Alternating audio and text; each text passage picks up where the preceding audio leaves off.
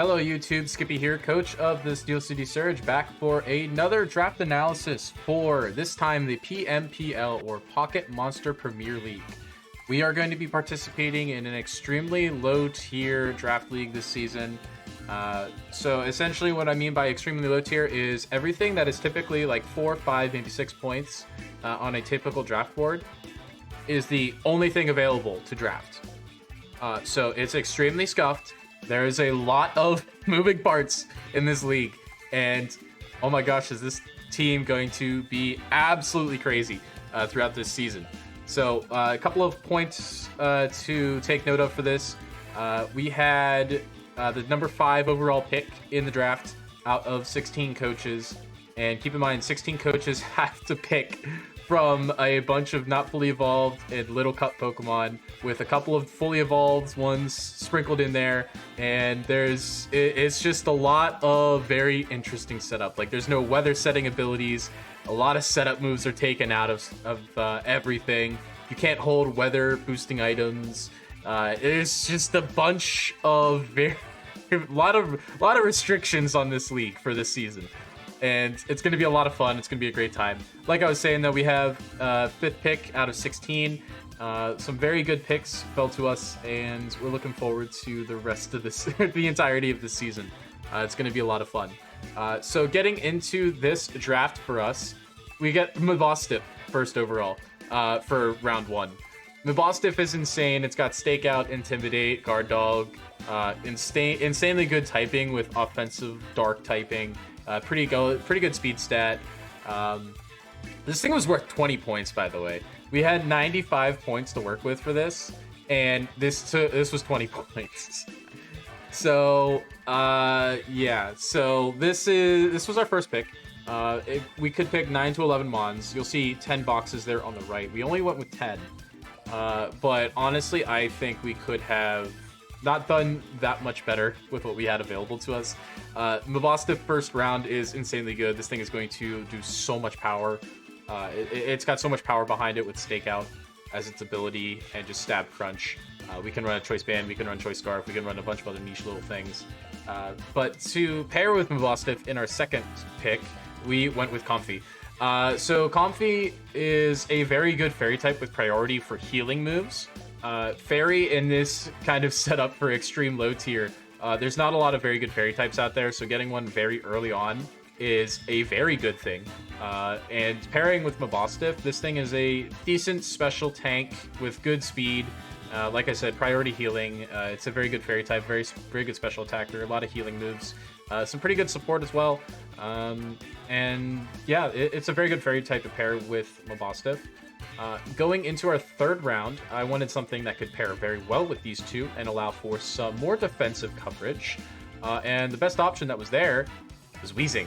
So we got base Weezing to pair with Mabosstiff and Comfey. These three mons are going to be the core of this team. Weezing can handle every single one of the weaknesses that each of those mons has.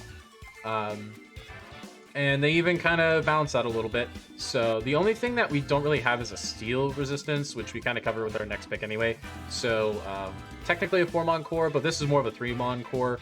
Weezing a little bit more physically defensive, but honestly, pretty solid all around.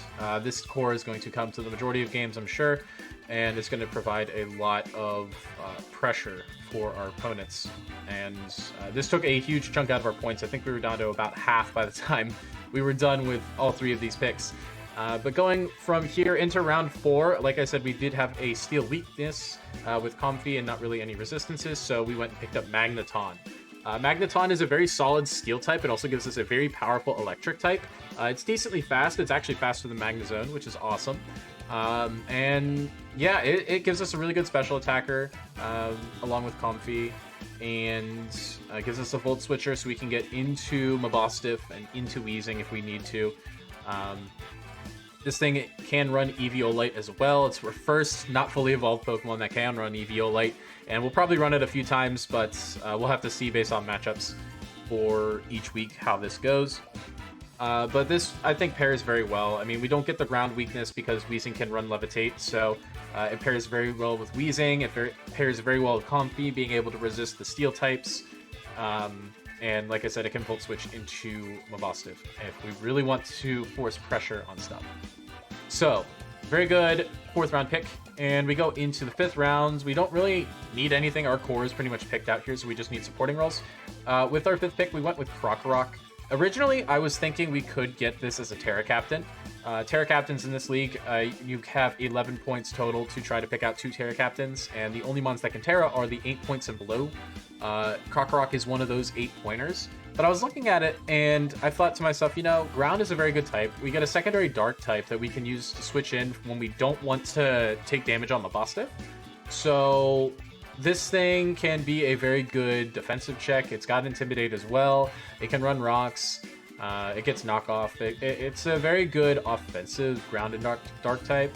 So we don't always need to bring in Mabosstiff on potential psychic moves or anything like that and risk a potential fighting move or fairy move or anything like that. So I think this is a very good defensive option. And like I said, I originally wanted to run this as a Terra Captain, but I found 2 other Terra Captains that I think work very, very well in the later rounds. And I'm very happy with keeping this as a base form because it can run Eviolite as well. It's our second not fully evolved Pokemon. There's going to be a couple more throughout the rest of this draft because, again, extreme low tier, lots of little Cutmons, and a lot of not fully evolved. So, going into round 6, after picking up Krokorok, we picked up Dusclops. This thing was a snipe against Trey, and not sorry, Trey. This thing is a defensive monster. It's got insane good defenses. It gets Pain Split for recovery.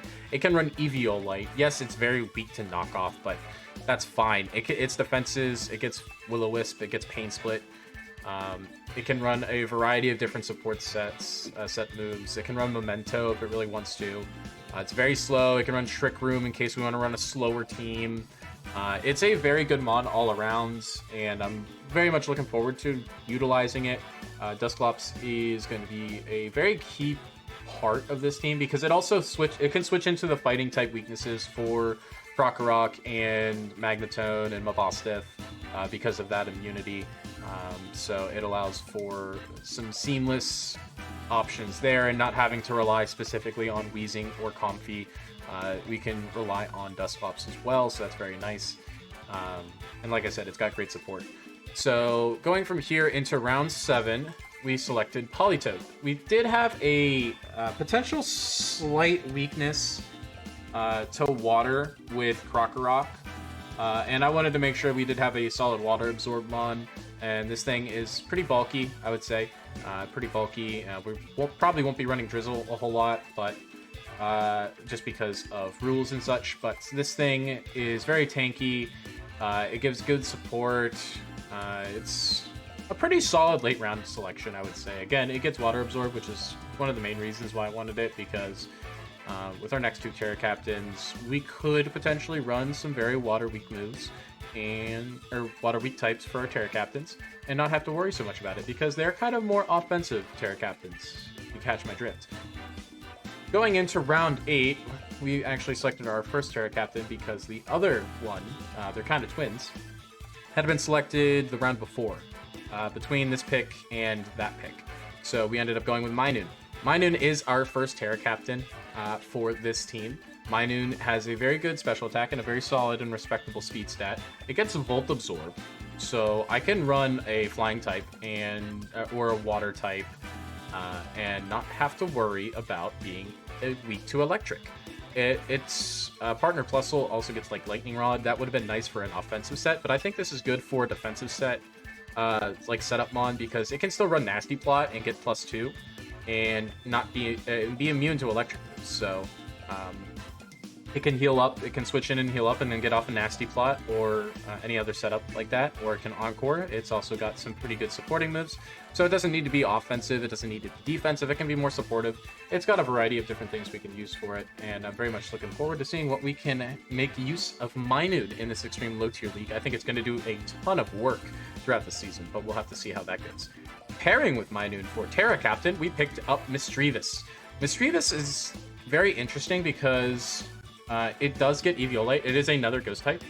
Ghost Stab is pretty solid, and we can run it as a Terra Captain, so essentially we can run it as any type that we want to. It's another not fully evolved Pokemon for this team. It is another ghost type, like I said before, but at the same time, we don't need to run it as a ghost type because it's free Terra, and that's something I didn't mention before. This is free Terra preview for extreme low tiers. So Minun and Mischievous can run any type they want to. There's no restrictions on it. We just have to preview, like, whenever we go to battle our opponent, we just have to let them know what type we're running. So that is the only restriction that we really have. We can run anything with these guys, and I'm very much looking forward to seeing what they can do, because I think they could be absolutely disgusting.